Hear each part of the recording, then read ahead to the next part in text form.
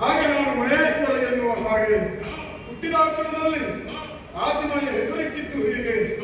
ಹಾಗೆ ಮಾಡುವುದಕ್ಕೆ ಕಾರ್ಯವನ್ನು ಸೂಚಿಸಿದ್ದಾರೆ. ಅದು ಹೇಗೆ? ನಾನು ಮಾಡುವಂತ ಕಾರ್ಯ ಲಯ ಕಾರ್ಯ ಅಲ್ವಾ? ಬ್ರಹ್ಮ ಮಾಡುವಂತ ಕಾರ್ಯ ಸೃಷ್ಟಿ ಕಾರ್ಯ, ಇನ್ನು ವಿಷ್ಣು ಮಾಡುವಂತ ಕಾರ್ಯ ಪಾಲನೆಯ ಕಾರ್ಯ. ಹಾಗೆ ಇರುವುದಕ್ಕೆ ಸ್ಥಳವನ್ನು ಸೂಚಿಸಿದವಳಿದ್ದಾಳೆ. ಬ್ರಹ್ಮದೇವನಿಗೆ ಅಲ್ವಾ, ವಿಷ್ಣುವಿಗೆ ವೈಕುಂಠ. ಹಾಗೆ ನನಗೆ ವಾಸಸ್ಥಾನವಾಗಿ ಇದುವೇ ಕೈಲಾಸಗಿರಿ ಅಲ್ವಾ? ಕೈಲಾಸಗಿರಿಯಲ್ಲಿ ವ್ಯವಸ್ಥಿತವಾಗಿ ಅಧಿಕಾರವನ್ನು ನಿರ್ವಹಿಸ್ತಾ ಇದ್ದವ ನಾನಿದ್ದೇನೆ. ಹಾಗಂತ ಈ ಹೊತ್ತು ನಿನ್ನನ್ನ ಕೂಡಿ ದಾಸನದಲ್ಲಿ ನಮ್ಮವರೆಲ್ಲರೂ ಹೇಳುವುದೇನು ಗೊತ್ತುಂಟ? ತಂದೆ ತಾಯಿಯರ ಆಗಮನ ಆಯಿತು ಎನ್ನುವ ಹಾಗೆ ಪಾರ್ವತಿ ಪರಮೇಶ್ವರ ಅಲ್ವಾ? ಲೋಕಕ್ಕೆ ತಂದೆ ತಾಯಿಗೆ ಖಂಡಿತವಾಗಿ ಕೂಡಿಕೊಂಡು ಕಾಣುವ ಭಕ್ತಿಯಲ್ಲಿ ಮಗ್ನರಾಗಿದ್ದವರು. ಈ ಲೋಕಮುಖದಲ್ಲಿ ತಂದೆ ತಾಯಿಯಂದರು ಹೇಗಿರಬೇಕು ಅಂತ ಆದ್ರೆ ಅದು ಪಾರ್ವತಿ ಶಂಕರನ ತರನಾಗಿರ್ಬೇಕು ಎನ್ನುವ ಹಾಗೆ ಲೋಕವೇ ಕೊಂಡಾಡ್ತಾ ಉಂಟು. ಹಾಗಂತ ಇನ್ನೊಂದು ಸಂದರ್ಭಕ್ಕೆ ಸಮುದ್ರ ಮಥನ ಕಾಲದಲ್ಲಿ ಏನಾಯ್ತು ಗೊತ್ತುಂಟ? ವಿಷವನ್ನು ಆಕ್ರಮಿಸಿದವ ನಾನಿದ್ದೇನೆ. ಆ ಕ್ಷಣಕ್ಕೆ ನನ್ನ ಗಂಟನ್ನು ಅಗುಮಿದವನು ನೀನಿದ್ದೀಯ. ಹಾಗಾಗಿ ವಿಷ ಎನ್ನುವುದು ಅಧಿಕವಾಗಿದ್ದು ವಿಷಗಂಟ ನೀಲಗಂಟ ನಂಜುಂಡ ಎನ್ನುವಂತ ಹೆಸರು ಬಂತು. ಹೆಸರನ್ನ ಪಡೆದಂತ ನಾನು ಅಷ್ಟು ಮಾತ್ರವೇ ಅಲ್ಲ, ನನ್ನ ಜೀವನದ ಉದ್ದಕ್ಕೂ ಪತ್ನಿಯಾಗಿ ಬಂದಂತ ನಿನ್ನನ್ನು ಅರ್ಧಾಂಗಿಯಾಗಿ ಅರ್ಧ ನಾರೇಶ್ವರ ಎನ್ನುವಂತ ಹೆಸರಿನಿಂದ ಕಂಗೊಳಿಸುತ್ತಾ ಇದ್ದವ ನಾನಿದ್ದೇನೆ. ಈ ಲೋಕಮುಖದಲ್ಲಿ ಪ್ರತಿಯೊಬ್ಬರು ತಿಳಿದುಕೊಳ್ಳಬೇಕಾದದ್ದು ಏನು ಗೊತ್ತುಂಟ? ಹೆಂಡತಿಗೆ ನಮ್ಮ ಅರ್ಧ ಭಾಗವನ್ನು ಕೊಡಬೇಕು. ನಮ್ಮ ಜೀವನದಲ್ಲಿ ನಾವೆಷ್ಟು ಬಹುಮುಖ್ಯತೆಯನ್ನು ಹೊಂದಿರ್ತೇವೋ ಅದೇ ಮುಖ್ಯ ಸ್ಥಾನವನ್ನು ಹೆಂಡತಿಗೂ ಕೊಡಬೇಕು ಎನ್ನುವ ಹಾಗೆ ಅವರು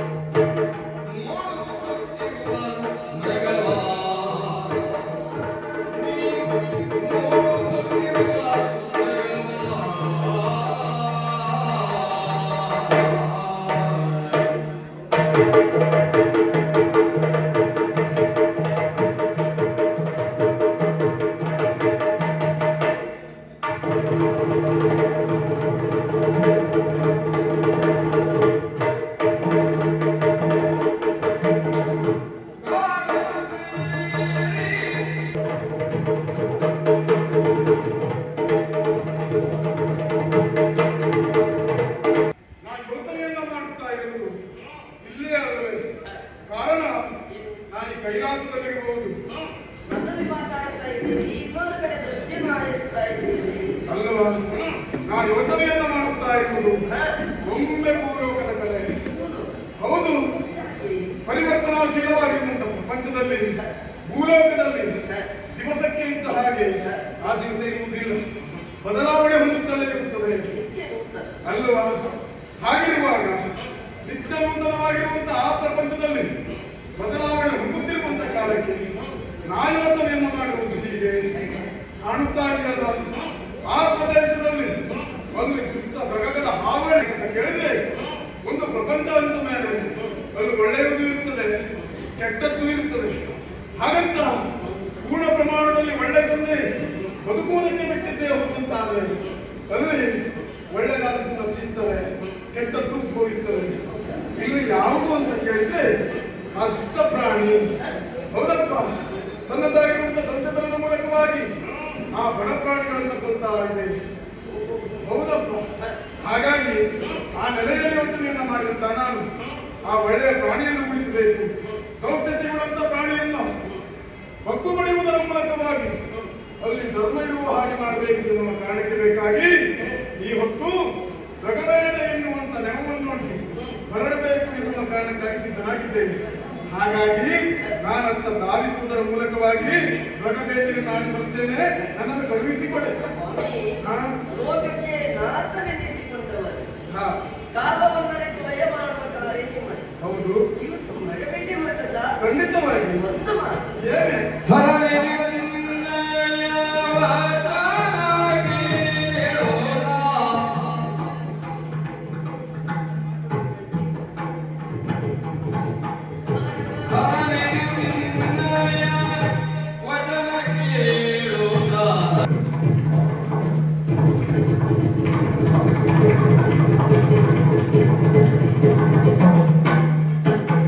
ಇದು ಓದ್ತಾ ಇದೆ. ಅಲ್ವಾ ಈ ಹೊತ್ತು ನಾ ಬೇಟೆಗಾಗಿ ಹೊರಟು ನಿಂತಿದ್ದೇನೆ. ಹೊರಟು ನಾನು ಅಂತ ನನ್ನನ್ನು ತಡೆಯಬೇಡ, ಕಳುಹಿಸಿಕೊಡೆ. ಸ್ವಾಮಿ, ಹೀಗೆ ತಡೆಯುವ ಕಾರಣವೇನೇನು ಅಲ್ಲ. ಏನು ಭೂಲೋಕದತ್ತ ಹಾ ಮೃಗಬೇಟೆಗೆ ಧಾವಿಸುತ್ತಾ ಇದ್ದೀರಿ. ಹೌದು. ನನಗೆ ಸಂತೋಷ ಆಯ್ತು ಸ್ವಾಮಿ. ಹಾ. ನೀವೀಗ ಭೂಲೋಕಕ್ಕೆ ಹೋಗುತ್ತೀರಿ ಅಂತ ಆದ್ರೆ ಒಬ್ಬರೇ ಹೋಗುದು, ಒಬ್ಬರೇ ಮೃಗಬೇಟೆ ಕಾಣುವುದ? ಹಾ. ಅದು ಸರಿಯಾಗುತ್ತದ? ಯಾಕೆ ಮೊದಲೇ ನಿಮಗೆ ಇರುವುದುಂಟು ಅರ್ಧನಾರೀಶ್ವರ. ಹೌದು. ತನ್ನ ಅರ್ಧ ಭಾಗವನ್ನೇ ಸತಿಗೆ ಬಿಟ್ಟುಕೊಟ್ಟವರು ತಾವು. ಈಶ್ವರನಿಗೆ ಪಾರ್ವತಿಯಲ್ಲಿ ಹಾ. ಅದರ ಕಿರೀಟಿಯರ ಜೊತೆಯಾಗಿ ನಾವು ಭೂಲೋಕಕ್ಕೆ ಹೋಗಬೇಕು. ನೀವು ಮೃಗಬೇಟೆ ಆಡುವಂತಹ ಚಂದವನ್ನ ಅಲ್ಲ, ಭೂಲೋಕದ ಸೌಂದರ್ಯವನ್ನ ನಾವು ಸವಿಬೇಕು ಎನ್ನುವಂತಹ ಆಸೆ ಭಗವದ್ದೇ ಹೋಗಿ ಎಲ್ಲಿ ಬರುವುದು ನೀನು? ಭೂಲೋಕಕ್ಕೆ. ಮೃಗಬೇಟೆಗೆ. ಹೌದು. ಮೃಗಬೇಟೆಗೆ ಹೋಗುವುದು ಸರಿ, ಭೂಲೋಕಕ್ಕೆ ಹೋಗುವುದು ಸರಿಯೇ? ಹೇಗೆ? ಯಾಕಂದ್ರೆ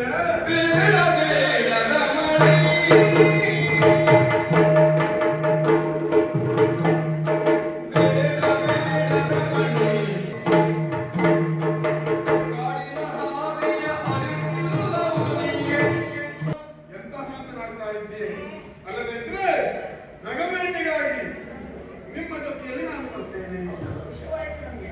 ಇದು ಸರಿಯೇ ಎನ್ನುವುದಾಗಿ ಕೇಳ್ತೇನೆ. ಯಾಕೆ ಸರಿಯಲ್ಲ ಕೇಳ್ತೇನೆ? ಕಾರಣ ಏನು? ಇಲ್ಲಿಯವರೆಗಾಗಿ ಅನೇಕ ಕಡೆಗೆ ನಿನ್ನನ್ನು ಕರೆದುಕೊಂಡು ಹೋದವನಾಗಿದ್ದೇನೆ. ಎಲ್ಲಿಯೂ ತಪ್ಪಿಸಿದವನಲ್ವೇ ಅಲ್ಲ. ಹಾಗಂತ ಈ ವಿಭಾಗದಲ್ಲಿ ನಿನ್ನನ್ನ ಬರಬೇಡ ಎನ್ನುವುದಾಗಿ ಹೇಳ್ತಾ ಇದ್ದೇನೆ ಅಂತ ಆದ್ರೆ ಏನೋ ಗೌಪ್ಯತೆ ವಿಷಯ ಉಂಟು ಎನ್ನುವುದೇ ಸ್ಪಷ್ಟವಾಗಿ ಅರ್ಥವಾಗಬೇಕು. ಕಾರಣ ಬೇರೇನಲ್ಲ, ನಾವು ಹೋಗುವುದು ಮೃಗಬೇಟೆಗೆ. ಮೃಗಬೇಟೆಗೆ ಹೋಗುವುದಲ್ಲಿ ಭೂಲೋಕದ ದಟ್ಟ ಅರಣ್ಯದಲ್ಲಿ, ಅರಣ್ಯಕ್ಕೆ ಹೋದಂತ ಸಂದರ್ಭದಲ್ಲಿ ಆ ಪ್ರದೇಶ ಎನ್ನುವುದು ಅಲ್ಲ, ಆ ದಾರಿ ಎನ್ನುವುದು ಸುಗಮವಾಗಿ ಸಾಗುವುದಕ್ಕೆ ಸಾಧ್ಯ ಉಂಟ ಹೇಳು? ಲೋಕದಲ್ಲಿ ಹೋಗ್ಬೇಕಾಗುವುದಿಲ್ಲ. ಆಗುವುದೇ ಇಲ್ಲ. ಹಾಗೆ. ಹಾಗಂತ ಅಲ್ಲಿ ಕಲ್ಲು ಮುಳ್ಳುಗಳು ಇರ್ತದೆ. ಹಾಗಿರುವಂತ ಕಾಲಕ್ಕೆ, ದಾರಿಯಲ್ಲಿ ಹೋಗ್ತಿರುವಂತ ಕಾಲಕ್ಕೆ ಎಲ್ಲಿಯಾದರೂ ಆ ಕಲ್ಲು ಮುಳ್ಳುಗಳು ನಿನ್ನ ಕಾಲಿಗೆ ತಾಗಿತ್ತು ಅಂತ ಆದ್ರೆ ನೋವಾಗುವುದಿಲ್ವ ಹೇಳು? ಹಾಗಾಗಿ ಹೇಳುವುದು ಆ ಕಾರಣದಿಂದಲಾಗಿ ಇಲ್ಲಿಯವರೆಗಾಗಿ ನೀನು ಪ್ರಮದಾದಿಗಳಿಗೆ ತಾಯಿಯಾಗಿದ್ದವಳಲ್ವ?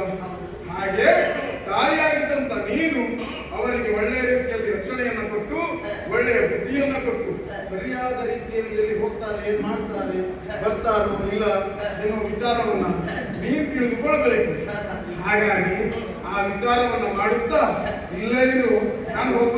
ಸ್ವಾಮಿ, ನೀವು ಆಡುವ ಮಾತು ಹಾಸ್ಯಾಸ್ಪದವಾಗಿದ್ದ ಉಂಟು. ಅದಕ್ಕಾದ ಕೈಲಾಸದಲ್ಲಿ ಪ್ರಮದಾದಿಗಳು ಏನು ಮಾಡ್ತಾ ಇದ್ದಾರೆ, ಹೇಗಿದ್ದಾರೆ ಎನ್ನುವುದನ್ನು ನಾನು ನೋಡಿಕೊಂಡು ನಿಮಗೆ ಹೇಳಬೇಕಾದ ಅನಿವಾರ್ಯತೆ ಉಂಟಾ? ಎಲ್ಲವನ್ನು ತಿಳಿದುಕೊಳ್ಳುವಂತಹ ಶಕ್ತಿ ಉಳ್ಳವರು ನೀವು. ಮತ್ತೆ ಹೇಳ್ತಾ ಇದ್ದೀರಿ ಭೂಲೋಕದಲ್ಲಿ ಕಲ್ಲು ಮುಳ್ಳುಗಳ ದಾರಿ. ನಾವು ದೇವರೆನಿಸಿಕೊಂಡವರು, ನಾವು ನಡೆದುಕೊಂಡೇ ಸಾಗಬೇಕು ಎನ್ನುವಂತಹ ಅನಿವಾರ್ಯತೆ ನಮಗಿಲ್ಲ. ಸಂಕಲ್ಪ ಮಾತ್ರದಿಂದಲೇ ಒಂದು ಕ್ಷೇತ್ರದಿಂದ ಇನ್ನೊಂದು ಕ್ಷೇತ್ರಕ್ಕೆ ಹೋಗುವಂತಹ ಯೋಗ್ಯತಾ ಸಂಪನ್ನರು ನಾವಿದ್ದೇವೆ. ಹಾಗಾಗಿ ನೀವು ಯೋಚನೆ ಮಾಡಬೇಕಾದಂತಹ ಅಗತ್ಯ ಇಲ್ಲ. ಭೂಲೋಕದ ಸೌಂದರ್ಯವನ್ನು ನಾನು ಸವಿಬೇಕು. ನಾನು ಬರ್ತೇನೆ. ಹಾಗಂತ ಹೇಳಿದ್ರೆ ನಾನು ಬರುವುದೇ ನೀನು ಬರುವುದೇ, ನೀನು ತಪ್ಪಿಸುವುದಿಲ್ಲ. ಎಲ್ಲಿ ಹಣಮಾಲಿಗೆ ಹೌದಾ? ನಿನ್ನ ಮನಸ್ಸಿಗೆ ಬೇಸರ ತರಿಸುವುದಿಲ್ಲ. ಹಾಗಾಗಿ ಇಬ್ರು ಒಟ್ಟಾಗಿ ಮೃಗಬೇಟೆಯಾಡುತ್ತಾ ಮುಂದೆ ಸಾಗೋಣ.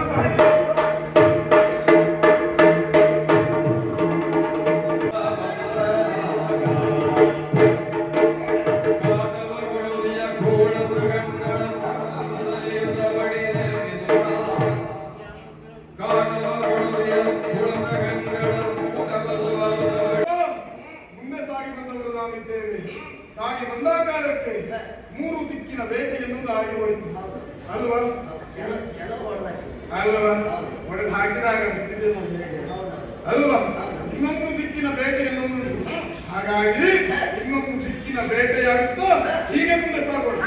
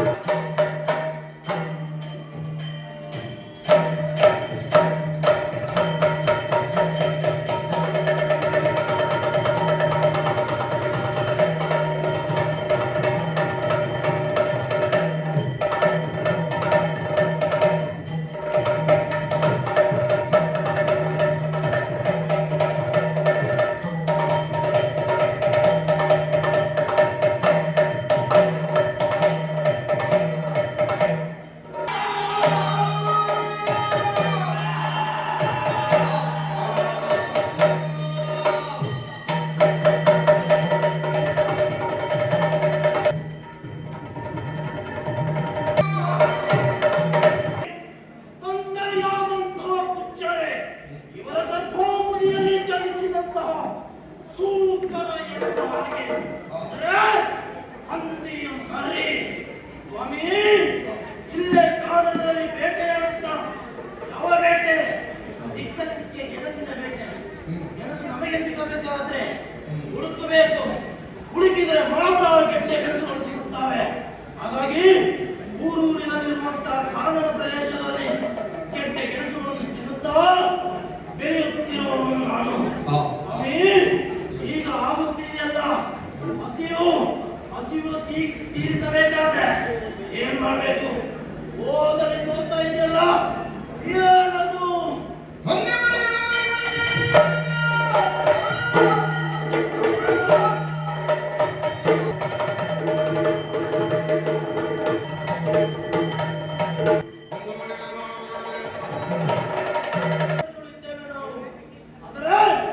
ಒಂದೊಂದು ಕಡೆ ಹೋದರೆ ನಮ್ಮ ಹೊಟ್ಟೆಯಲ್ಲಿ ಹಸಿವು ನೀಗುತ್ತದೆ. ಹಾಗಾಗಿ ಒಂದೊಂದು ಕಡೆ ಹೋಗ್ತೇವೆ. ಆದರೆ ಸ್ವಾಮಿ, ಆಕ್ಷೇಪ ಮಾಡುವರಿಲ್ವಾ? ಯಾಕೆ? ಒಂದು ವನವನ್ನು ಪ್ರವೇಶಿಸದೆ ಹೋಗುತ್ತಾರೆ, ಅದರ ಮಾಲೀಕರು ಬಂದು ನಮ್ಮನ್ನು ಹೊಡೆದು ಬೆಳೆಸುತ್ತಾರೆ. ಹಾಗಾಗಿ ಹೇಗೆ ಹೋಗಬೇಕು? ಹೋಗಲಿ ಪೊದೆ ಕಾಣಿಸ್ತಾ ಉಂಟು. ಆ ಪೊದೆಯ ಒಳಗಡೆ ನುಗ್ಗಿ ಗೆಡ್ಡೆ ಗೆಣಸುಗಳನ್ನು ತಿನ್ನುತ್ತಾ ನಿಧಾನವಾಗಿ ಸಂಚರಿಸಿ ಮರಳಿ ನನ್ನ ತಾಣಕ್ಕೆ ಹೋಗ್ತೇನೆ ನೋಡುವ. ಈಗ ನನ್ನ ಹೋಗುವ ಪರಿ ಗೆಡ್ಡೆ ಗೆಣಸುಗಳನ್ನು ತಿನ್ನುವ ಪರಿ ಹೇಗೆ?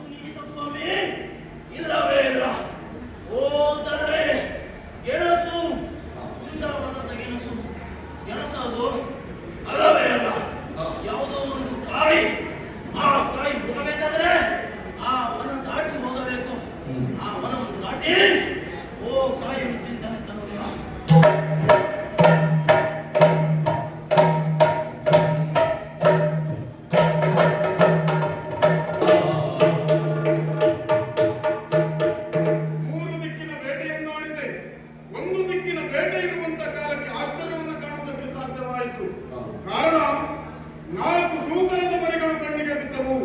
3 ಸೂಕರದ ಮರಿಗಳು ಈಗಾಗಲೇ ತಪ್ಪಿಸಿಕೊಂಡು ಹೋಗಿದ್ದಾವೆ. ಇನ್ನೊಂದು ಸೂಕರದ ಮರಿ ಇದೆಯಲ್ಲ, ಅದನ್ನು ಅಟ್ಟಿಸಿಕೊಂಡು ಹೋಗ್ತೇನೆ ನಾನು.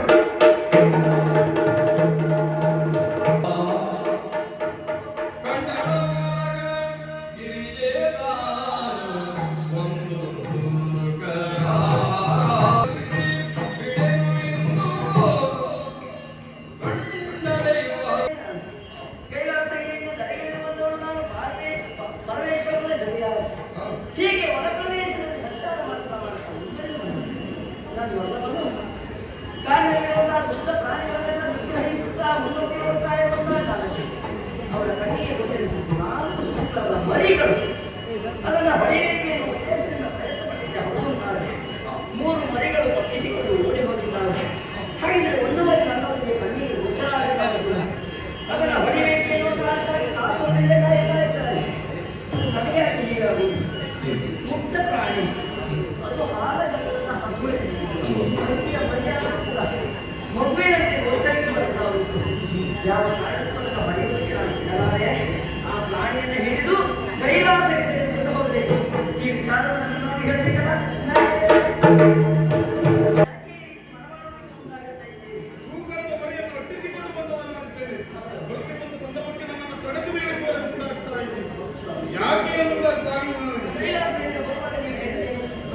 ಕಾಡಿನಲ್ಲಿ ದುಷ್ಟಪ್ರಜೆಗಳೆಲ್ಲ ಇದ್ದಾವೆ.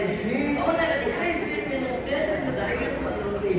ಹಾಗಿದ್ರೆ ದುಷ್ಟ ಪ್ರಾಣಿಯನ್ನು ಕೊಲ್ಲುವಾಗ ನಾನು ಯಾವ ಕಾಲಕ್ಕೂ ನಿಮ್ಮನ್ನು ತಡೆದವಳಲ್ಲ. ಹಾಗಿದ್ರೆ ಈ ಮರಿಯನ್ನು ಕೊಲ್ಲುವುದು ಮುಂದಾಗುತ್ತಾ ಇದ್ದೇನೆ. ನೋಡಿ, ಅದರ ತಾಯಿಯನ್ನು ಕೊಟ್ಟುವುದು ಅದೇ ಬೇಡ. ತನ್ನ ಹೊಟ್ಟೆ ತುಂಬಿಸಿಕೊಳ್ಳುವುದಕ್ಕೆ ಬೇಕಾಗಿ ಸಿಕ್ಕ ಸಿಕ್ಕ ಗಡ್ಡೆ ಗೆಣಸುಗಳನ್ನ ಹರಡುತ್ತಾ ತಿನ್ನುತ್ತಾ ಮುಂದಾಗಿ ಸಾಗುತ್ತಾ ಉಂಟು. ಯಾಕೆ ಅದನ್ನ ಕೊಲ್ಲಬೇಕು? ಏನಾದ್ರೂ ಗೊತ್ತುಂಟು ಅದಕ್ಕೆ. ಅದನ್ನ ಕೊಲ್ಲಬಾರದು ಸ್ವಾಮಿ. ಆ ಹಂದಿಯನ್ನು ನೋಡುವಾಗ ಯಾಕೋ ಏನು ನನಗೆ ಮನಸ್ಸಾಗುತ್ತಾ ಉಂಟು.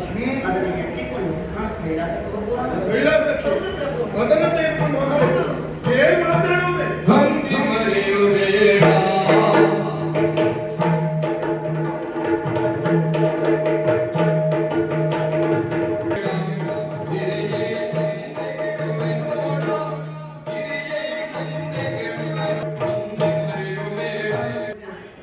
ಅಲ್ಲದಿದ್ರೆ ತೂಕದ ಮರಿಯನ್ನು ಎತ್ತುಕೊಂಡು ಹೋಗಬೇಕು ಎನ್ನುವಾಗಿ ಹೇಳ್ತಾ ಇದ್ದೀಯ.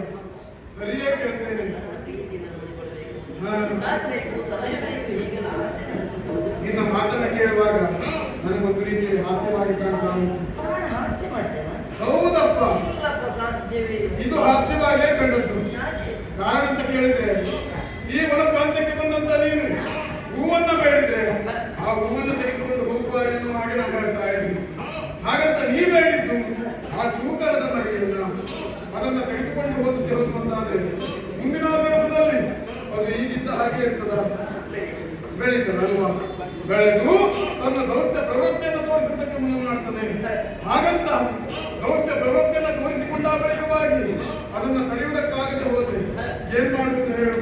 ಹಾಗಾಗಿ ಆ ಪ್ರಾಣಿಯನ್ನ ತೆಗೆದುಕೊಂಡು ಹೋಗುವುದು ಬೇಡ, ನೀನು ಬಯಸಬೇಡ. ಏನು ಮಾಡ್ಕೊಂಡು ಆಡುತ್ತಾ ಇದ್ದೀರಿ ಪ್ರಭು ನೀವು? ಅದಲ್ಲಾದ್ರೆ ಕಾಡಿನ ಪ್ರಾಣಿಯಾದಂತಹ ಸೂಕರವಾದ ಮರಿಯನ್ನು ನಾವು ಎತ್ತಿಕೊಂಡು ಕೈಲಾಸಕ್ಕೆ ಹೋದಕ್ಕೆ ಅಂತಾದ್ರೆ ಮುಂದೆ ನಮಗೆ ಕಷ್ಟ ಬರುತ್ತದೆ. ಖಂಡಿತ. ಇದು ಸಾಧ್ಯ ಉಂಟು. ಇನ್ನೇ ಅದೇನೊಮ್ಮೆ ಯೋಚನೆ ಮಾಡಿ. ಏನು? ಈ ಹಿಂದೆ ನಾನೇ ಬಸ್ಕೊಂಡು ತಂದು ಕೊಡುವಂತಹ ಕಾಲಕ್ಕೆ ಅದನ್ನು ಅಭಿಮಂತ್ರಿಸಿದ ನೀವು ಕಲ್ಮಶ ಉಂಟು ಎನ್ನುವ ಕಾರಣಕ್ಕೆ ಧರೆಗೆ ಅಪ್ಪಳಿಸಿದ್ರಿ. ಆಗ ನಾನು ಬೇಡ ಬೇಡ ಎನ್ನುವ ಹಾಗೆ ಸಾವಿರ ಸರಿ ಕೇಳಿಕೊಂಡದ್ದೇ ಅದು ನನ್ನ ಮಾತನ್ನು ಕೇಳಿದವರು ನೀವಲ್ಲ. ಅದರಿಂದ ಒಬ್ಬ ಅಸುರ ಹುಟ್ಟಿ ಬಂದ ಆತನಿಗೆ ಭಸ್ಮಾಸುರ ಎನ್ನುವ ಹಾಗೆ ಹೆಸರಿಟ್ರಿ. ಹೌದು. ಲೋಕದ ಸಾಧು ಸಜ್ಜನರನ್ನು ಗೋವು ಬ್ರಾಹ್ಮಣರನ್ನೆಲ್ಲ ಹಿಂಸಿಸುವುದಕ್ಕೆ ಮುಂದಾದ. ಕೊನೆಗೆ ಬಂದು ನೀವು ನಿಮ್ಮ ತಲೆ ಮೇಲೆ ಕೈಲಿಕ್ಕೆ ಮುಂದಾದ ಆತ ಯಾಕೆ ಬಲ್ಲಿರ? ಯಾಕೆ? ಆತ ಒಬ್ಬ ರಕ್ಕಸ, ರಕ್ಕಸ ಪ್ರವೃತ್ತಿ ಉಳ್ಳವ ಆತ. ಅಂತವನಿಗೆ ನೀವು ಜನ್ಮ ಕೊಟ್ಟಿದ್ದೀರಿ ಅಂತ ತನ್ನ ಹೊಟ್ಟೆಪಾಡಿಗಾಗಿ ಒದ್ದಾಡ್ತಾ ಉಂಟು ಕಾಡಿನಲ್ಲಿ. ತನ್ನ ತಾಯಿಯನ್ನು ಕಳೆದುಕೊಂಡು ಉಂಟು. ಆ ಪ್ರಾಣಿಯನ್ನು ತೆಗೆದುಕೊಂಡು ಹೋಗುವುದರಲ್ಲಿ ನಮಗೆ ಏನು ತಪ್ಪು? ಯಾಕೆ ಏನು ನನಗೆ ಗೊತ್ತಿಲ್ಲ. ನನಗಂತೂ ಆ ಪ್ರಾಣಿ ಕೈಲಾಸಕ್ಕೆ ತೆಗೆದುಕೊಂಡು ಹೋಗ್ಬೇಕು, ನನಗೆ ಬೇಕೇ ಬೇಕು. ಪ್ರಾಣೇಶ್ವರಿ, ನೀ ಹಠ ಮಾಡುವಾಗ ನನಗೆ ಒಂದು ಕಥೆ ನೆನಪಾಗುವುದು. ಏನು ಬರಯ? ರಾಮನ ಗಾಡಿನ ಸೀತೆಯ ತೆರನ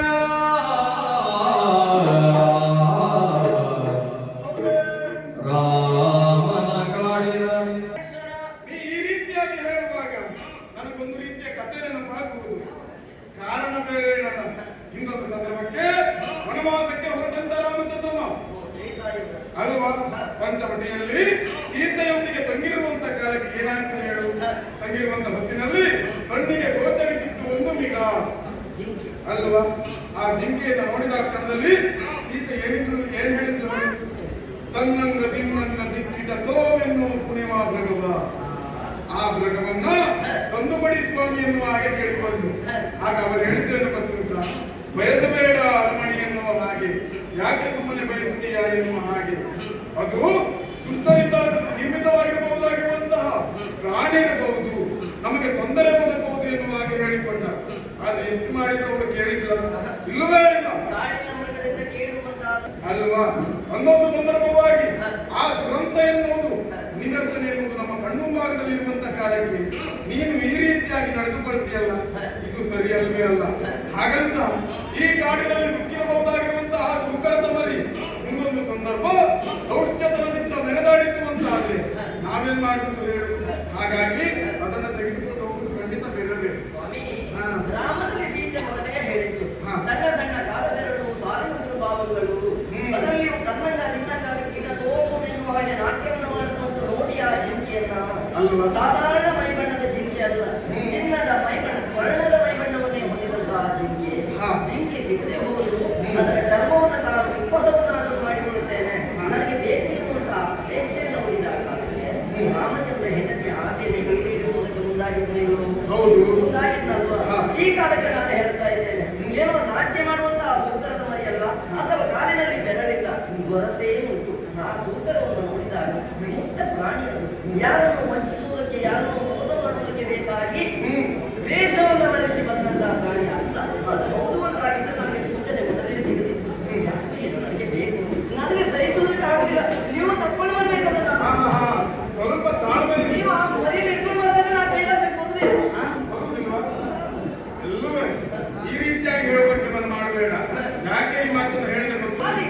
ಬಾಯಿಗೆ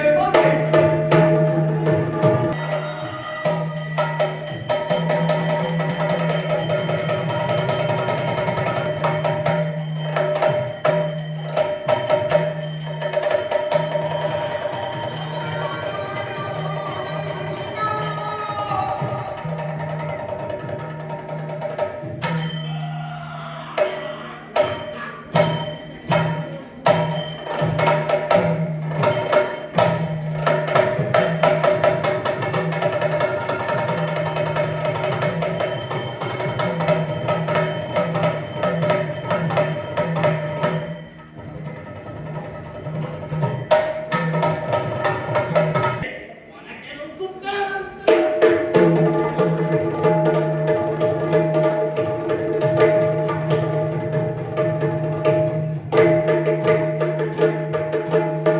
ಹೆಂಡತಿ ಹೇಳಿದಳು ಎನ್ನುವ ಕಾರಣಕ್ಕೆ ಬೇಕಾಗಿ ಸೂಕರದ ಮರಿಯನ್ನು ತಂದು ಸಾಕಿದೆ. ಬೆಳೆಯುತ್ತಿದ್ದಂತಹ ಸೂಕರ ಈ ಹೊತ್ತು ಕುಬೇರನ ಮನವನ್ನು ಹಾಳು ಗಡುವಿದೆಯಂತೆ. ವರ್ತಮಾನವನ್ನ ತಿಳಿದಿದ್ದೇನೆ. ತಡ ಮಾಡುವುದೇಕೆ? ತಲೆಗೆ ಹತ್ತಿದ ಪಿತ್ತವನ್ನು ಅಳಿಸ್ತೇನೆ.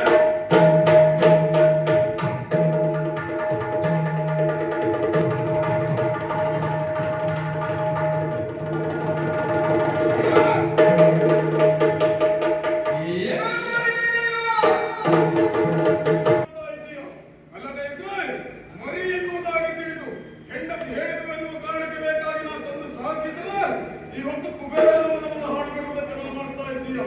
ನಿನ್ನಲ್ಲಿ ಅಡಕವಾಗಿರುವಂತ ತೌಷ್ಟತನವನ್ನು ಇಳಿಸ್ತೇನೆ. ನಿನಗೆ ಹತ್ತಿದ ಪಿತ್ತವನ್ನ ಇಳಿಸ್ತೇನೆ. ಇದು ನಿನ್ನಷ್ಟು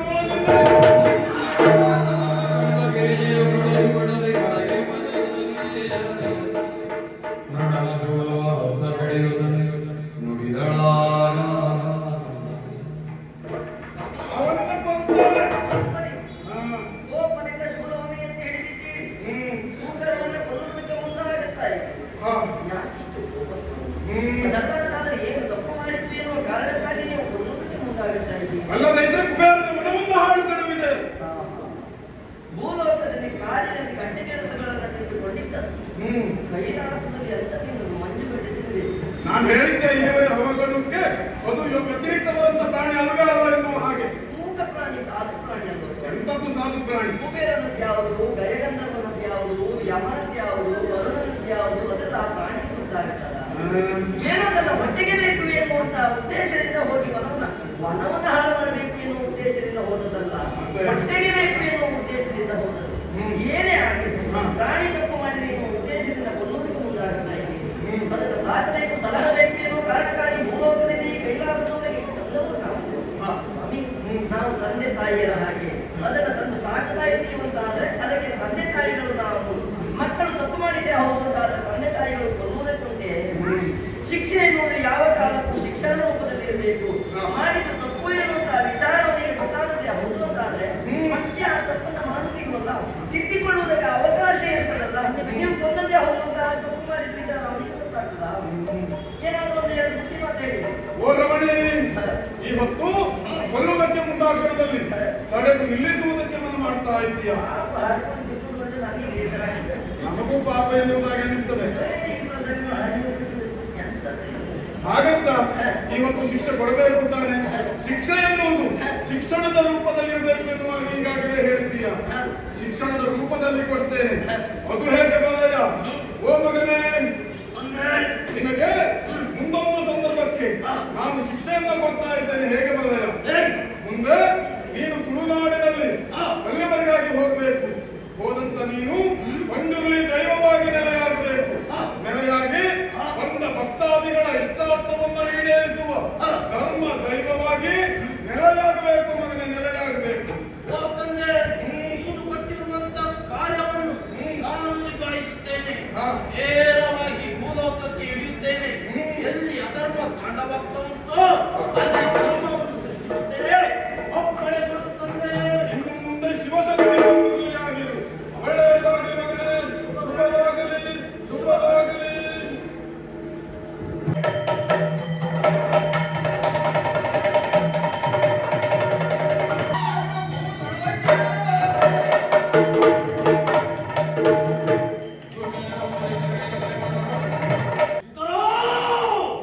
ಭೂಲೋಕ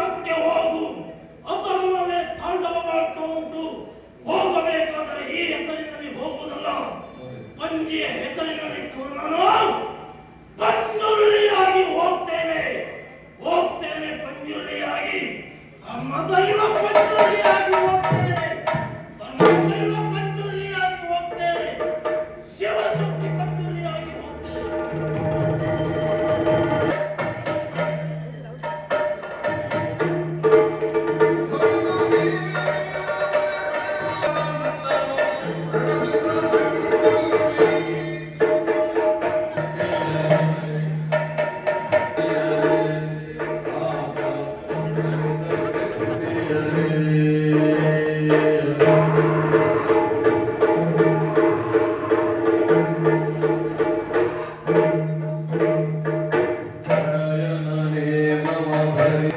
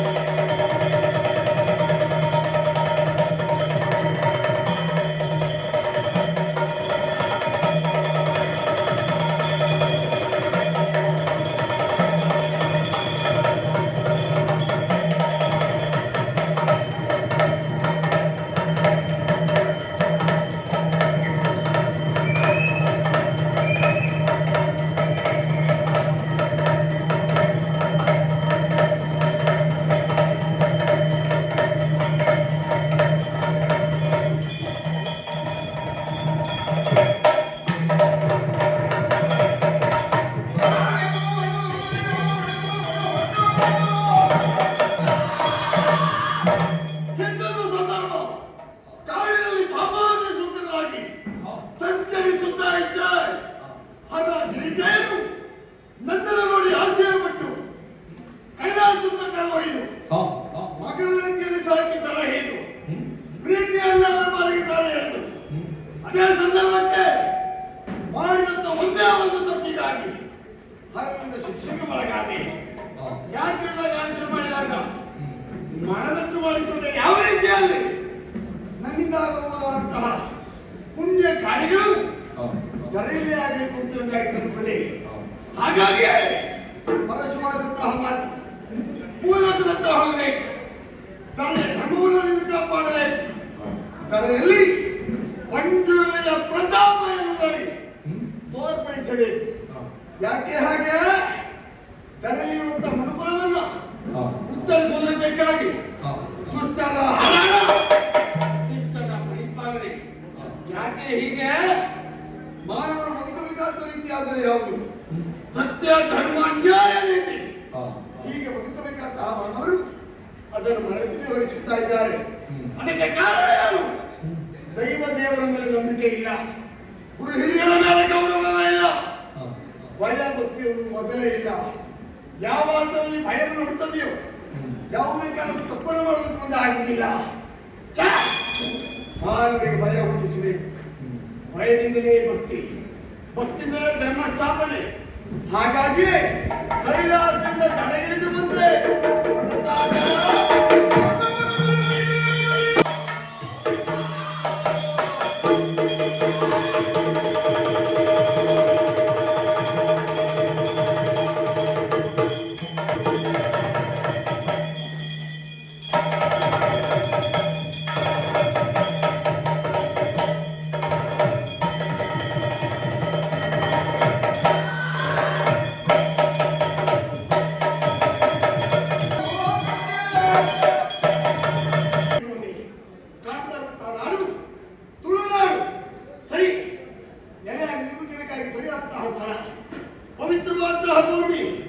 ಇಲ್ಲಿ ನೆಲೆಯಾಗಿ ನಿಲ್ಲಬೇಕು ಗೊತ್ತಾದ್ರೆ ಹಾಗೆ ಪಂಜುರ್ಲಿಯಾಗಿ ನಡೆಗಳಿಗೆ ಬಂದಂತಹ ನಾನು ಅನೇಕ ಹೆಸರಿನಿಂದ ಪಂಜುರ್ಲಿ ಸ್ಥಿರವಾಗಿ ನೆಲೆಯಾಗಿ ಯಾವ್ಯಾವ ರೀತಿಯಲ್ಲಿ ಕೊಪ್ಪಟ್ಟು ಪಂಜುರ್ಲಿ ಮತ್ತೆ ಪಂಜುರ್ಲಿ ಇನ್ನು ಅನೇಕ ರೀತಿಯಾದಂತಹ ಪಂಜುರ್ಲಿಯಾಗಿ ಈ ತಲೆಯಲ್ಲಿ ಸ್ಥಿರವಾಗಿ ನೆಲೆಯಾಗಿದೆ. ಹಾಗಿದ್ದರೆ ಬಂದಂತಹ ನಾನು ನೆನಗೊಳ್ಳಬೇಕು ಗೊತ್ತಾದ್ರೆ ಹೇಗೆ ಎಲ್ಲಿ ನಿರೀಕ್ಷೆ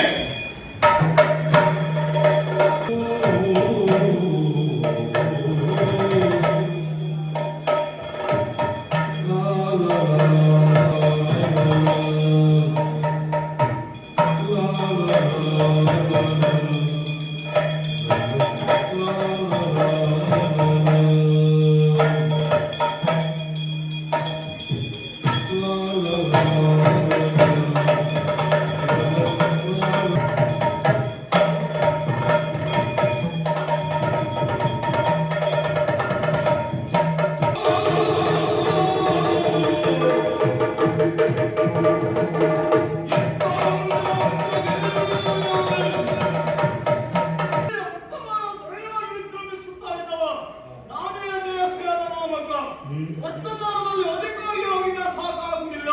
ಅಧಿಕಾರಿಯಾದಂತಹ ವ್ಯಕ್ತಿ ಯಾವ ರೀತಿಯಲ್ಲಿ ಅಧಿಕಾರವನ್ನು ನಡೆಸುತ್ತಾನೆ ಎನ್ನುವುದು ಪ್ರಾಮುಖ್ಯವಾಗಿರುತ್ತದೆ. ಆ ಮಟ್ಟಿಗೆ ನನ್ನ ಈ ಅಧಿಕಾರಾವಧಿಯಲ್ಲಿ ಯಾವುದೇ ಲೋಪದೋಷ ಇಲ್ಲ ಎನ್ನುವುದಕ್ಕೆ ಸಾಕ್ಷಿ ಇಲ್ಲಿರಬಹುದಾದಂತಹ ನನ್ನ ನಾಡಿನ ಪ್ರತಿಯೊಬ್ಬ ಸುಪ್ರಜೆಗಳು ನನ್ನನ್ನು ಕಂಡ ಕ್ಷಣವೇ ಎಲ್ಲರೂ ಗೌರವಯುತವಾಗಿ ಜಯ ಜಯ ಎನ್ನುವಂತಹ ಜಯಘೋಷವನ್ನು ಮೊಳಗಿಸುತ್ತಾ ಇದ್ದಾರೆ. ಹಾಗಾದ್ರೆ ಇದಕ್ಕೆಲ್ಲ ಕಾರಣ ಯಾರು ಕೇಳಿದ್ರೆ ಈ ಜಯಸೇನದೇ ಕಾರಣ. ಯಾಕೆ ಪ್ರತಿಯೊಬ್ಬ ಪ್ರಜೆಗಳನ್ನು ಕೂಡ ತನ್ನ ಮಕ್ಕಳು ಎನ್ನುವ ಹಾಗೆ ಅವರನ್ನ ಸಂರಕ್ಷಣೆ ಮಾಡಿಕೊಂಡು ಬಂದವ, ಅವರ ಪಾಲೆ ಯಾವುದೇ ಸಮಸ್ಯೆ ಆಗದ ಹಾಗೆ ನೋಡಿಕೊಂಡವರಾಗಿದ್ದೇನೆ. ಆ ಮಟ್ಟಿಗೆ ತುಂಬಾ ಸಂತೋಷವೇ ಉಂಟು. ಹಾಗಂತ ವಿಶೇಷವಾಗಿ ಚರ್ಚಿಸಬೇಕಾದದ್ದು ಯೋಚಿಸಬೇಕಾದದ್ದು ಆ ವಿಷಯವಲ್ಲ. ಇವತ್ತು ನಾನು ಸಭೆಯನ್ನು ಕೊಟ್ಟ ಕಾಲಕ್ಕೆ ಹೊಂದಿರಬಹುದಾದಂತಹ ಒಬ್ಬ ವ್ಯಕ್ತಿ ಈ ನಾಡಿನ ಗುರಿಕಾರ, ಆತ ಆಡಿರಬಹುದಾದಂತಹ ಮಾತು ವರ್ಷಂಪ್ರತಿಯ ಪದ್ಧತಿಯೂ ಹೌದು. ಹಾಗಾದ್ರೆ ಇದರ ಕುರಿತಾಗಿ ಸಮಾಲೋಚನೆ ಮಾಡಬೇಕು ಅಂತಾದ್ರೆ ನಾನು ಒಬ್ಬನೇ ಅಲ್ಲ, ನನಗೊಬ್ಬ ಮಿತ್ರನಿದ್ದಾನೆ, ಅವ ಬೇಕು.